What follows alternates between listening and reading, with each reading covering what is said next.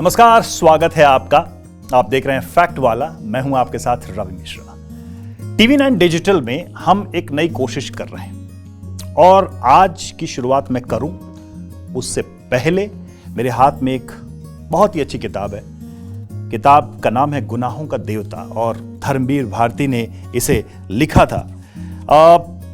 भारत में साहित्य में जो प्रेम कथाएं रही हैं उसमें इस किताब और इसकी कहानी जो है लोगों के दिलों में बस गई। अब इसके पेज नंबर 178 में एक लेटर है। अब देखिए, इसमें दो कैरेक्टर हैं, चंदर और सुधा। उनकी एक बहुत ही गहरी प्रेम कहानी है।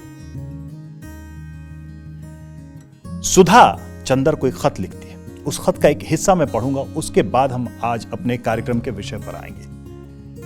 सुधा कहती है, चंदर एक बात कहूं, अगर बुरा न मानो तो आज शादी के 6 महीने बाद मैं यही कहूंगी कि चंदर, तुमने अच्छा नहीं किया। मेरी आत्मा सिर्फ तुम्हारे लिए बनी थी। उसके रेशे में वो तत्व हैं जो तुम्हारी ही पूजा के लिए थे। तुमने मुझे दूर फेंक दिया, लेकिन उस दूरी के अंधेरे में भी जन्म जन्मांतर तक भटकती हुई सिर्फ तुम ही को ढूंढेगी। इतना याद रखना, और इस बार अगर तुम मिल गए तो जिंदगी की कोई ताकत, कोई आदर्श, कोई सिद्धांत, कोई प्रवंचना मुझे तुमसे अलग नहीं कर सकेगी। लेकिन मालूम नहीं पुनर्जन्म सच है या झूठ। अगर झूठ है तो सोचो चंदर कि इस अनादि काल के प्रवाह में सिर्फ एक बार मैं अपनी आत्मा का सत्य ढूंढ पाया और अब अनंत काल के लिए उसे खो दिया। अगर पुनर्जन्म नहीं है तो बताओ मेरे देवता, क्या होगा? करोड़ों सृष्टियां होंगी, प्रलय होंगे और मैं अतृप्त चिंगारी की तरह असीम आकाश में तड़पती हुई अंधेरे की हर परत से टकराती रहूंगी, न जाने कब तक के लिए। यह पत्र लंबा है, लेकिन इस पत्र में सुधा अधूरे प्रेम, बिछड़ने की एक ऐसी पीड़ा का जिक्र कर रही है, अपने मनोभाव का जिक्र कर रही है जो लगभग हर प्रेम कहानी में। और ऐसा क्यों है कि अधूरी प्रेम कथाएं ही दुनिया में सबसे ज्यादा महसूस की गई, कही गई, जी गई, सुनी गई, सुनाई गई। तो आज बात होगी प्रेम कहानियों के फैक्ट्स की। जी हां, हमने बहुत सारी प्रेम कहानियां सुनी हैं, किताबों के जरिए, कविताओं के जरिए, नाटकों के जरिए, सिनेमा के जरिए। उसमें बहुत सारे कैरेक्टर तो ऐसा लगता है कि गली मोहल्ले के पड़ोस के हैं। जैसे कि मैं कह दूं कि लैला मजनू, रोमियो जूलियट, हीर रांझा, और फिल्मों से उतार लें अगर तो सलीम अनारकली, जोधा अकबर, ये सारी कहानियां तो हैं। एक सवाल मन में आता है कि ये कहानियां क्या सच हैं, या इनसे जुड़ी हुई कुछ जो ऐतिहासिक बातें हैं वो क्या हैं, कितने विश्वसनीय हैं। ये एक इसका पक्ष है और आज उसी पक्ष पर हम बात करेंगे। और हम कोशिश करेंगे आगे भी कि कुछ ऐसी एक दो और प्रेम कहानियों का जिक्र करते हुए उनके हिस्टोरिकल पर्सपेक्टिव की बात करें, उनके ऐतिहासिक पक्ष की, उनके तथ्य की बात करें।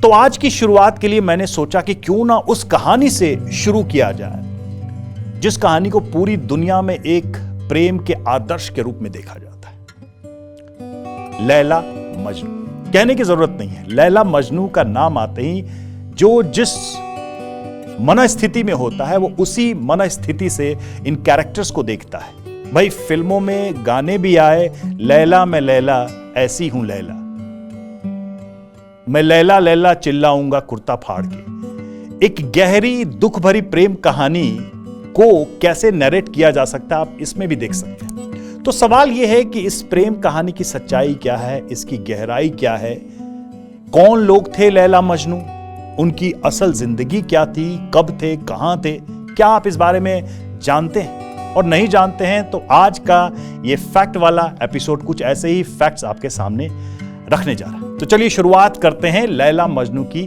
कहानी से। और इस कहानी की शुरुआत या बातचीत शुरू करने से पहले मैं कुछ लाइनें आपको पढ़ के बताता हूं। मैं इस कस्बे से गुजरता हूं, लैला के कस्बे से, और मैं इस दीवार को, मैं उस दीवार को चूमता हूं। मेरे दिल को कस्बे से प्यार नहीं बल्कि उस एक से प्यार है जो इस कस्बे में रहता है। ये अल्फाज हैं कैस के। वो अपनी लैला के लिए ये अल्फाज कहता है, उस कैस के जिसे अब दुनिया मजनू कहती है या दुनिया ने मजनू कहा। अपनी लैला के प्यार में पागल एक दीवाना, एक सिरफिरा। कहां से आई लैला मजनू की ये कहानी? सवाल तो यही है। लैला मजनू के इश्क की ये दास्तान अरब के रेगिस्तानों से चलकर दुनिया भर में फैली, लेकिन कहानी की जड़ें 7वीं शताब्दी में मिलती हैं, जब अरब की दुनिया में एक शायर कैस इब्न अल मुलाव्वा, नाम सुनिए, कैस इब्न अल मुलाव्वा, सदा के लिए, हमेशा के लिए इश्क में गिरफ्तार हो जाता है अपनी प्रेमिका लैला बिन्त मेहदी या लैला अल अमीरिया। और ये दोनों नाम जो मैंने बताए लैला के, वो एक ही व्यक्ति के नाम है, लेकिन बाद में लैला अल अमीरिया ज्यादा प्रचलित हुआ। यही है असल नाम कैस और लैला, जिसे हम लैला मजनू कहते हैं।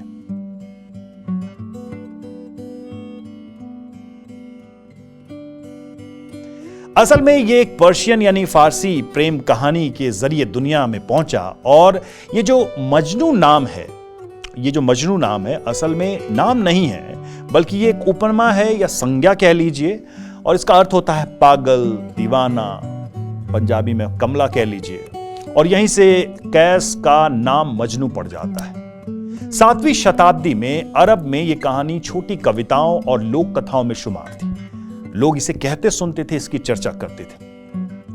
और अरब के उस इलाके में लोग जानते थे कि लैला मजनू का एक चरित्र है और जिसकी चर्चा है, जिसके प्रेम कहानियों की चर्चा हर तरफ रही है। और अगर ऐतिहासिक रूप से देखें तो कोई ऐतिहासिक लिखित दस्तावेज उस तरह का नहीं था जिसे सीधे हम 7वीं शताब्दी से जोड़ के देखें। तो दुनिया के सामने सबसे पहले ये कहानी कैसे आई? तो दुनिया के सामने सबसे पहले लिखित रूप में ये अमर प्रेम कहानी कब और कैसे आई, ये सबसे महत्वपूर्ण सवाल हो जाता है। और इसका जवाब है 400 साल बाद, यानी लैला मजनू के होने के 400 साल बाद ये कहानी दुनिया के सामने एक लिखित दस्तावेज के रूप में आती है। और ये साल था 1188 ईस्वी का। और इस बार जिस कवि ने इस प्रेम कहानी को एक फारसी काव्य कह लीजिए या कविता की शक्ल दी, उसका नाम था निजामी गंजवी। और इसके बाद लैला मजनू की कहानी ने तुर्की, उर्दू, हिंदी और दूसरी भारतीय भाषाओं में भी अपनी यात्रा शुरू की और यहां से होते हुए फिल्मी पर्दों और नाटक के मंचों पर भी राज किया। तो आइए सबसे पहले इस अमर प्रेम कहानी को ही जानते हैं और उसके ही विषय में समझने की कोशिश करते हैं कि क्या कहानी है, लैला मजनू की कहानी क्या थी। तो थोड़ी सी कहानी हम आपको बताएंगे और फिर उसके बाद जो दूसरी चीजें हैं इससे जुड़ी हुई उसकी चर्चा करेंगे। तो कहानी शुरू करने से पहले एक फैक्ट जो अरबी लोक कथाओं से निकलता है वो हम आपको बताते हैं, वो भी जानना जरूरी है। पहला यह कि लैला और मजनू आपस में रिश्तेदार बताए जाते हैं। जो दावा है वो ये है कि दोनों के पिता या तो सगे भाई थे या फिर चचेरे भाई थे। कहीं ना कहीं यह भी जिक्र है कि इन दोनों के पिता चचेरे भाई थे। तो कुल मिलाकर इतना जरूर था कि दोनों के परिवार एक दूसरे को जानते थे और किसी न किसी रिश्ते में थे और इन दोनों का परिवार जुड़ा हुआ था।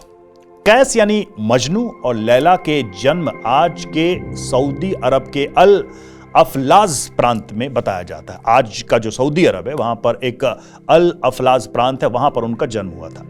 और यहां एक लैला शहर भी है और वो शहर भी काफी चर्चित है, फेमस है इसी वजह से। ये तो रुमानी कहानी जो है ये शुरू होती है अरब के रेगिस्तानों में और कैस को लैला से बचपन में ही प्यार हो जाता है। लैला भी उसी शिद्दत से, उसी तरह से कैस से मोहब्बत करती है। मदरसे में वो साथ पढ़ते हैं। उनके प्रेम की बात, उनके इश्क की बात लैला के परिवार वालों को पता चलती है। इन दोनों के पिता वैसे तो भाई थे, लेकिन किसी वजह से दोनों के बीच दुश्मनी हो गई और जिससे इनके परिवारों को इन दोनों का करीब होना पसंद नहीं था। लेकिन इश्क की आग तब लगती है तो फिर कहां रुकती है, यह आग बढ़ती ही जाती है। लैला के घर वाले इसका रास्ता निकालते हैं और लैला की शादी कहीं और तय कर देते हैं। लैला की उसकी मर्जी के खिलाफ शादी कर दी जाती है। लैला इस विवाह से, इस शादी से खुश नहीं होती है। आप मजनू का हाल समझ सकते हैं, कैस का हाल समझ सकते हैं। लैला का शौहर एक अमीर व्यापारी होता है। जब मजनू को इस शादी के बारे में पता चलता है तो वो इसे बर्दाश्त नहीं कर पाता है। उसकी हालत पागलों जैसी हो जाती है। वो घर छोड़ देता है, आसपास के रेगिस्तान में भटकने लगता है, बदहवास हो जाता है। उसके परिवार वाले भी उसकी हालत देखकर उसके वापस घर लौटने या ठीक होने की उम्मीद छोड़ देते हैं। कभी रेत पर तो कभी दीवारों पर वो लैला को याद करते हुए कुछ कुछ लिखता रहता है। शेर व शायरी लिखता है, कविताएं लिखता है, अपने मन की बात, अपने दिल की बात, अपने दिल की पीड़ा को वो रेगिस्तान में पत्थरों पर, दीवारों पर लिखता है। उसकी हालत ऐसी हो जाती है कि कबीले वाले उसे मजनू यानी पागल या दीवाना कहने लगते हैं और इसी नाम से वो अब जाने जाने लगता है। हर तरफ उसे लोग अब मजनू ही कहते हैं, कैस नहीं कहते हैं। इधर लैला का शहर भी बदल जाता है। लैला यहां से निकलकर दूसरी जगह चली जाती है। चूंकि लैला का जो पति था, जो शौहर था, वो एक व्यापारी था, तो उनका एक शहर से दूसरे शहर आना जाना रहता है। और वो मजनू से जुदा होकर, लैला मजनू से अलग होकर एक अलग ही पीड़ा में रहती है, क्योंकि ये जो वेदना है अलग होने की, ये जो पीड़ा है, ये दोनों तरफ थी। वो अंदर ही अंदर घुट रही होती है। बहरहाल कई अलग अलग कहानियों में लैला और मजनू की जो सिचुएशंस हैं अलग होने की, मिलने की, इसको अलग अलग तरीकों से बताया भी गया है।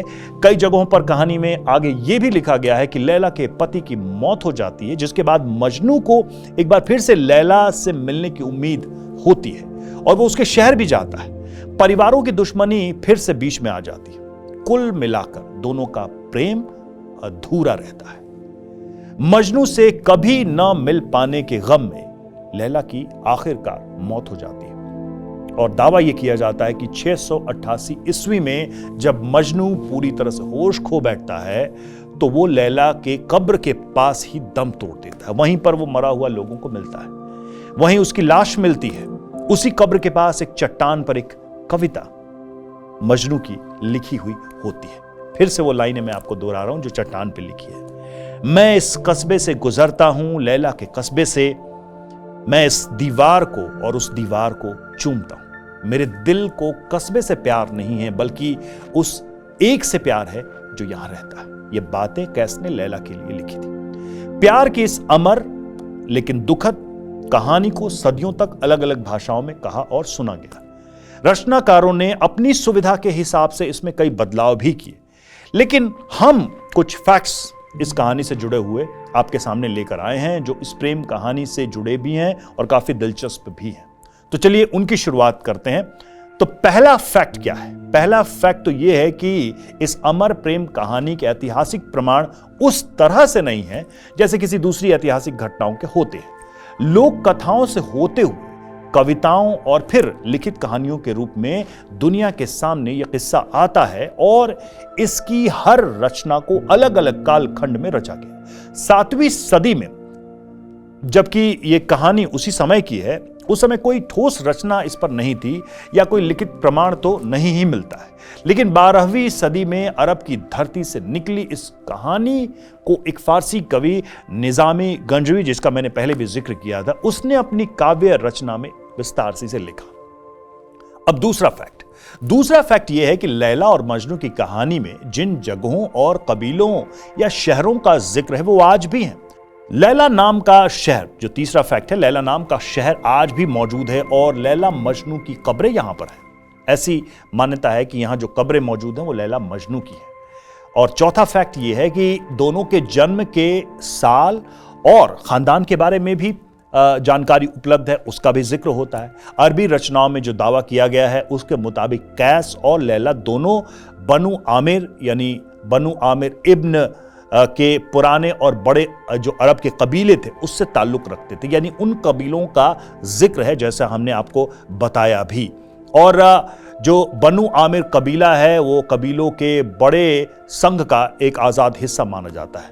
बनु आमिर कुरैश कबीले के दूर के रिश्तेदार थे जो इस्लाम के पैगंबर मोहम्मद साहब का कबीला भी माना जाता था, यानी पैगंबर मोहम्मद के वंश से भी इनका कोई ना कोई कनेक्शन यहां पर दिखता है। ये एक फैक्ट इनसे जुड़ा हुआ है जो अरबी लोक कथाओं में भी और फारसी में भी इसका जिक्र है। लैला का जन्म, पांचवा फैक्ट आपके सामने लैला के बारे में। लैला का जन्म 648 ईस्वी में हुआ था, जो हिजरी काल यानी जो इस्लामिक कैलेंडर है, जो हिजरी काल के 28वें साल में माना जाता है। हालांकि लैला की मौत की सही तारीख का अंदाजा तो नहीं है, लेकिन इतना जरूर है कि लैला की मौत के समय अरब में उमय्यद वंश के खलीफा अब्दुल मलिक इब्न मरवान का शासन चल रहा था। आपको पता ही होगा कि इस्लाम में खलीफाओं के अलग अलग शासनकाल रहे हैं और उमय्यद वंश उसमें एक प्रमुख है। और वो जो ड्यूरेशन था, वो जो पीरियड था, वो किस खलीफा का था उसका जिक्र है, यानी अब्दुल मलिक इब्न मरवान का पीरियड था। छठा फैक्ट की एक जानकारी यह भी है कि लैला का जन्म कैस यानी कि मजनू के जन्म के 4 साल बाद हुआ, यानी कि दोनों की उम्र में 4 साल का फर्क था। किताबों और फिल्मों में कहां कहां लैला मजनू हैं, मौजूद हैं, जरा ये भी चलिए देख लेते हैं, जो कि सबसे दिलचस्प इसका पहलू भी है। बड़ा सवाल यह है कि अरबी लोक कथाओं से निकलकर फारसी साहित्य के जरिए इश्क की ये अमर कहानी दुनिया के हर लोकप्रिय मंच पर कैसे पहुंची। तो एक बार निजामी जो फारसी की जो रचनाएं थी निजामी की 12वीं शताब्दी में, जब एक बार ये स्थापित हो जाती है इन रचनाओं के माध्यम से काव्य रूप में ही, तो इस प्रेम कहानी से दुनिया भर के कवि और शायर प्रेरित हुए। उनको इस कहानी में जो पीड़ा वेदना, जो एक पूरा का पूरा प्लॉट दिखता है, वो बहुत प्रभावित करता है। और इसमें प्रेमी और प्रेमिका के उस प्रेम की गहराई की बात होती है जो दुनिया के बनाए पैमानों से काफी अलग है और ऊपर है। तो एक फैक्ट यह भी है कि 2 लोगों की रचनाओं ने बाद में इस कहानी को एक नई ऊंचाई दे दी। वो 2 लोग कौन थे हम आपको बता रहे हैं। एक तो आमिर खुसरो देहलवी की जो रचना है मजनू लैली, जो कि 1299 में आई, और अब्दुल रहमान जामी की मजनू लैली, जो कि 1484 में आई। ये 2 रचनाएं हैं, आमिर खुसरो भी जिसमें शामिल हैं। और इसने इस प्रेम कहानी को भारत और आसपास के इलाकों में अपनी एक नई और बड़ी पहचान दिला दी। इन दोनों कवियों की रचनाओं ने लैला मजनू की कहानी को और ज्यादा मशहूर कर दिया है। फिर यह सिर्फ एक अरब किंवदंती या फारसी काव्य नहीं रही, बल्कि एक सार्वभौमिक प्रेम की कहानी बन गई, जिस प्रेम कहानी को भारत सहित दुनिया के अलग अलग हिस्सों में कहा, सुना, जिया और महसूस किया गया, जिसे संगीत, लोक कथाओं और साहित्य में सदियों तक याद किया जाता रहा है। भारत में जब अंग्रेजों का आगमन हुआ तो सर विलियम जोन्स ने 1788 में कलकत्ता में लैली प्रकाशित की, और निजामी की रचना के बाद इस लैली की लोकप्रियता ने भी इस प्रेम कहानी को दुनिया के कई हिस्सों तक पहुंचा दिया।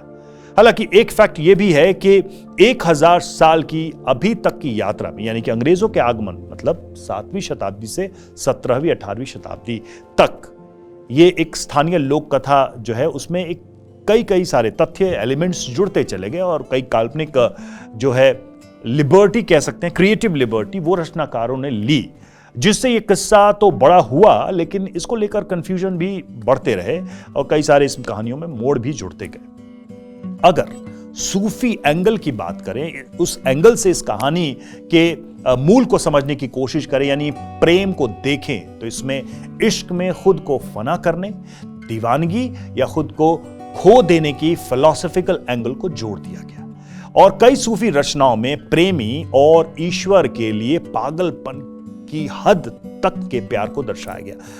लैला मजनू के प्यार का लेवल यही था, और जिसकी मूल प्रेरणा अगर कहें, जो सूफी जो नज़्में हैं या जो क्रिएशन है या जो प्रेम की अवधारणा है सूफीज्म में, उसकी मूल प्रेरणा मजनू का वो प्रेम भाव था जो जिंदगी और मौत के बंधनों से आगे का था।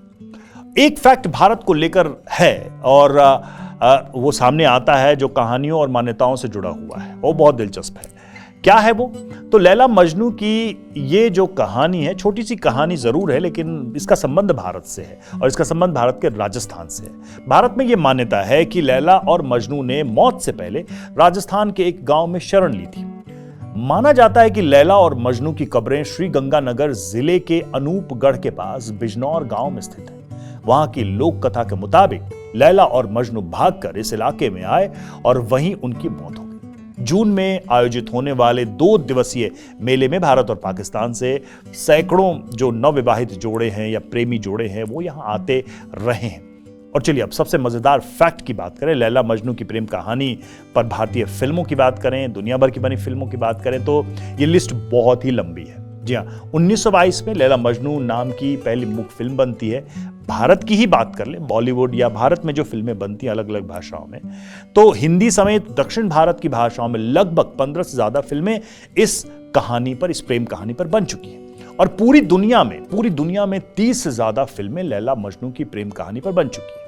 हाल ही में कश्मीर में आज के युग के बैकड्रॉप पर 2018 में हिंदी फिल्म बनी और इस कहानी के मूल में वही 1300 साल पुरानी प्रेम कहानी है और उसका दर्द है। यानी आज के दौर में सिनेमा और शायरी में भी लैला मजनू की कहानी अपनी जगह बनाए हुए है, क्योंकि ये प्रेम को उसकी सबसे गहरी और निस्वार्थ परतों में दिखाती है। वो प्रेम जो हर पीढ़ी को छूता है। यही वजह है कि फिल्मकार हों या शायर हों, दोनों ही इस अमर प्रेम कहानी से नई प्रेरणा लेते हैं और इससे नए समय, नई संवेदनाओं और नई भाषा में फिर से नया जन्म देते रहते हैं। तो ये लैला मजनू की वो अधूरी प्रेम कहानी है जो युगों युगों तक जीवित रही है और इसने कई अलग अलग समाज को प्रेरित किया, कई पीढ़ियों को प्रेरित किया। कुछ फैक्ट्स हम लैला मजनू की कहानी से जुड़े हुए आपके सामने लेकर आए हैं। अगली बार हम किसी और प्रेम कहानी के साथ आएंगे और जानेंगे कि वो कितनी सच है, कितनी काल्पनिक है, उससे जुड़े तथ्य क्या है। तब तक के लिए आप देखते रहिए फैक्ट वन।